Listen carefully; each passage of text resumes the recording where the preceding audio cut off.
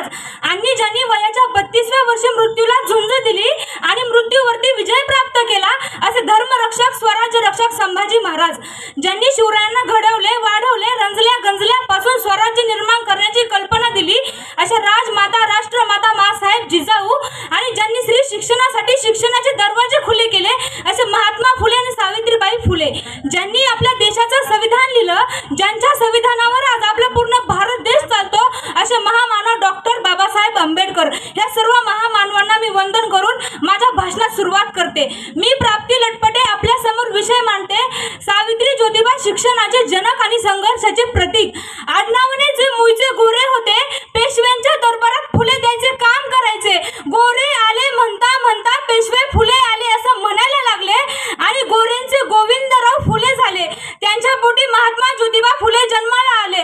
आडनाव जरी फुले असलं तरीही लोकांनी त्यांच्या आयुष्यात काटे पसरवण्याचंच काम केलं, पण तरीही त्यांनी त्याच जातीत, त्याच मातीत, 18 पगड जातीत, बहुजन समाजातील लोकांच्या आयुष्यातील काटे दूर करून फुले पसरवण्याचं काम केलं।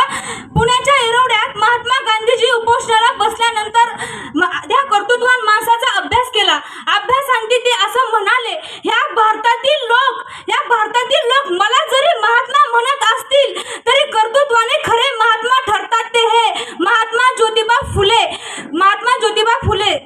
महात्मा गांधी यांनी ज्योतिबा फुले यांचा महात्मा म्हणून सन्मान करावा। त्यांच्या परवानगीने या देशाच्या सत्य धर्माची पहाट आली आणि आज या क्रांती सूर्याची जयंती।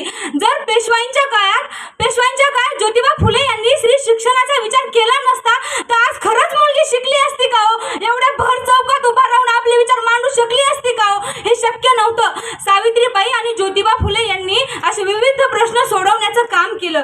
एके दिवशी दलित वस्तीतून जात असताना ज्योतिबा फुले यांच्या लक्षात आलं की ज्ञाना नावाचा एक मुलगा आहे, अतिशय हुशार, बुद्धिमान, कर्तृत्ववान मुलगा आहे, पण हा मुलगा शिक्षणापासून वंचित आहे, याला शिक्षणाची गरज आहे।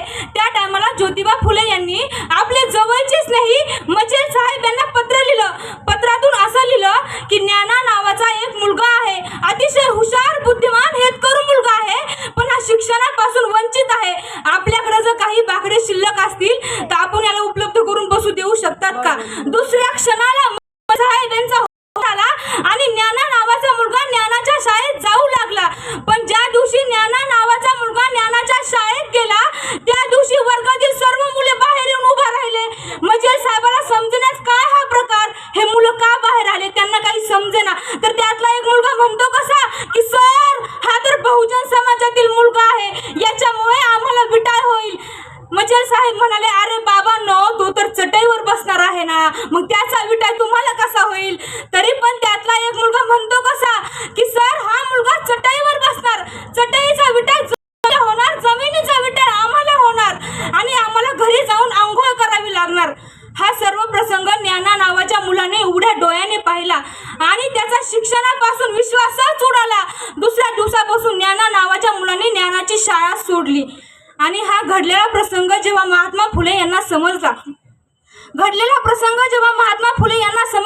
तेव्हा महात्मा फुले म्हणतात, सूर्याच्या किरणाने आमच्या डोक्यावर राज्याभिषेक घातला, सूर्याच्या किरणाला काय आमचा विटाळच झाला का? आम्ही जमिनीवर चालतो, मग काय जमिनीमुळे आमचा विटाळच होतो का? एवढंच काय, थकलो, भागलो, दमलो तर झाडाखाली बसतो, मग काय झाडांना पण आमचा विटाळच होतो का? चांभाराने शिवून दिलेली चप्पल आम्ही पायात घालतो, मग चांभाराला पण आमचा विटाळच होतो का? कुंभाराने बनवलेल्या मटक्यात आम्ही पाणी पितो, मग कुंभाराला पण आमचा विटाळच होतो का? हे सर्व गोष्टी फक्त आणि फक्त अज्ञानामुळेच घडतात। विद्येविना मती गेली, नीतीविना गती गेली, गतीविना वित्त गेले, वित्तविना शूद्र खचले। एवढे सगळे अनर्थ आहे का विद्येने केले? एवढे सगळे अनर्थ आहे का विद्येने केले? त्यावेळेस महात्मा फुले यांच्या लक्षात आलं की ज्याला शिक्षणाची फार गरज आहे। त्यावेळेस ते सावित्रीबाई यांना म्हणाल्या, सावित्री, ह्या समाजाला शिक्षणाची फार गरज आहे। त्यावेळेस सावित्रीबाई म्हणाल्या, हे सगळं खरं आहे, पण यांना शिकवणार कोण?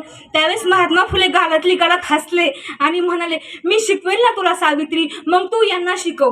त्या काळात जर एखादी स्त्री जास्त शिकली तर तिचा नवरा मरेल म्हणायचे, तिच्या नवऱ्याच्या ताटात आळ्या होतील असे म्हणायचे।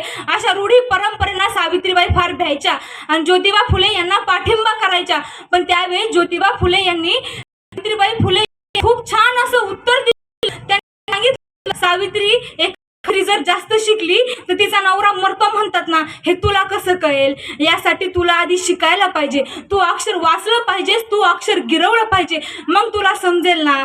त्यावेळेस त्यांनी सांगितलं आणि सावित्रीबाई आ ई अक्षर गिरू लागल्या. त्यावेळेस त्यांनी महिन्याची पाटी केली, आजूबाजूच्या गाड्यांची पेन्सिल केली आणि सावित्रीबाई आ ई अक्षर गिरू लागल्या. म्हणूनच आज पुण्यातील बरेचसे कॉलेज सावित्रीबाई फुले युनिव्हर्सिटीच्या आज्ञेखाली चालतात. जसे की सावित्रीबाई फुले आणि ज्योतिबा फुले. ज्योतिबा फुले शिवाय सावित्रीबाई फुले अपूर्ण आहेत आणि सावित्रीबाई फुले शिवाय ज्योतिबा फुले अपूर्ण आहेत. अपूर्णत्वाकडून पूर्णत्वाकडेचा प्रवास म्हणजे एक उत्तम उदाहरण.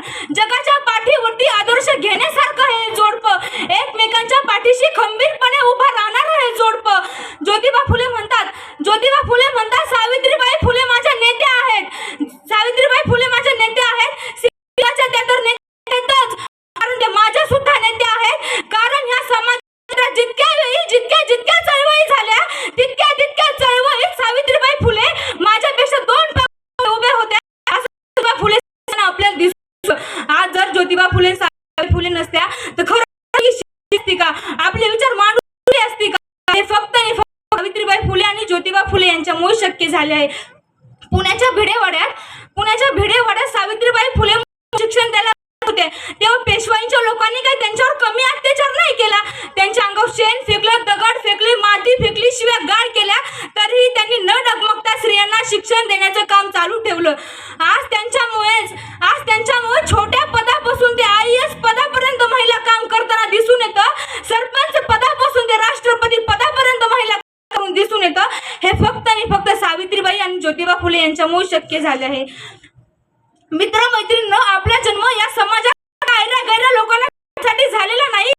परमेश्वराने आपल्याला या समाजात जन्माला घातलंय, कारण आपल्या वडिलांचं नाव रोशन करण्यासाठी आणि आपल्या आईचा भक्कम असा आधार बनवण्यासाठी.